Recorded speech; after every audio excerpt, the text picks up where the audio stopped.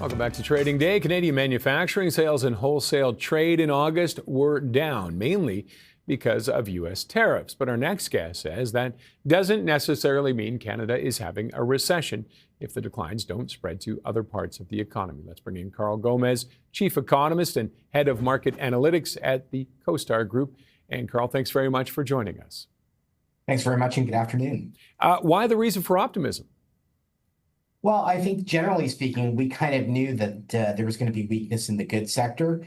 We knew that manufacturing and autos and transportation specifically were going to have some difficulty with these tariffs, and so we saw some significant declines on that side of the market. And we got a bit of that indication already in some of the earlier data from GDP industry data from StatsCan for August. But that data in August also showed us that the consumer was holding up relatively well. Retail sales have been holding up on that side. And so, while we know that there's the weakness on the good side and the tariffs are having that impact, the domestic side of the economy looks like it's holding on. And so Q3, although there's still continued weakness on the externally trade side of the economy, domestic side is keeping things relatively afloat. And any indicators as to why those remain strong? Well, I think, or not.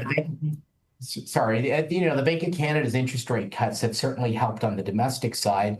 I think there's a lot of savings that consumers are being able to draw down upon to spend. And we've seen a number of surveys that have said that this holiday shopping season is actually going to be kind of positive for consumers. I don't know if it's retail therapy or not, but, generally speaking, the mood hasn't been all that great, but consumers are continuing to hold on. That's a good news story.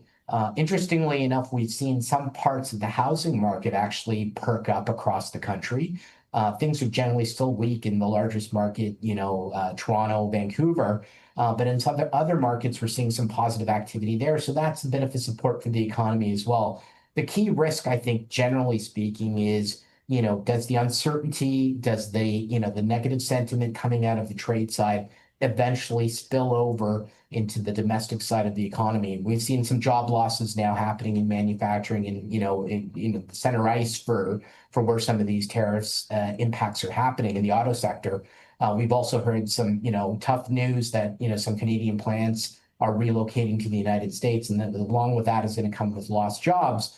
But right now, this is contained mostly to specific sectors and hasn't bled elsewhere. And that's what's holding the economy up afloat, I think. Any concerns that could be the start of a waterfall, though? You see that one company goes and all of a sudden everybody else starts going, uh-oh, and they start looking at leaving? Yeah, I think that's generally a risk here because, when we think about what globalization 2.0 means in the world of more protectionism and tariffs, some industries that have been shielded by some protectionism, including auto manufacturing and auto production in Canada, may not continue to exist in its current form.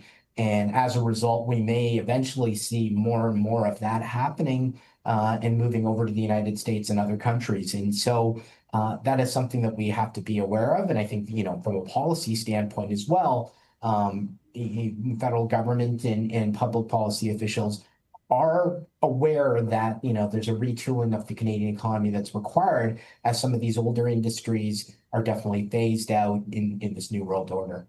And what are you going to be looking for over the next quarter? In the next few months? What will be some of the signs that will have you concerned and some that will say, hey, okay, we have weathered this? Well, I think, right there and then, I think we kind of dodged the technical definition of a recession, 2 consecutive quarters of negative growth. We saw that negative growth in Q2. Q3, the tea leaves are kind of shaping up to suggest that, growth will be relatively positive, as I mentioned, because of some of the domestic side of the economy. Still want to see, what's happening with that domestic side of the economy. Are consumers going to continue to hold up? Obviously the mood is not the greatest. Affordability is still a very big concern in the housing market. House prices, while they are adjusting, are still, heavy, and there's some resets that are going on in the mortgage market.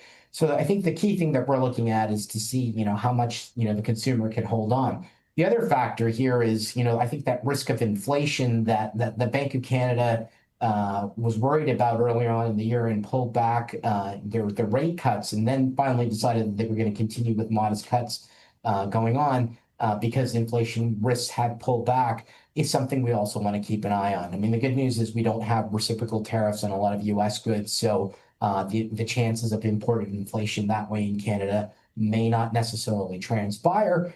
And at the same time, we are developing a little bit of slack and excess capacity in the Canadian economy. And for those reasons, there is some headway there for the Bank of Canada to continue cutting interest rates a little bit more. And that could be supportive to the Canadian economy as well. So we're really looking at those inflation dynamics, looking at the domestic side, both in terms of employment and how some of the other industries and sectors that are more domestically oriented are holding up in this environment. Okay, Carl, on that note, thank you very much for joining us. We appreciate it.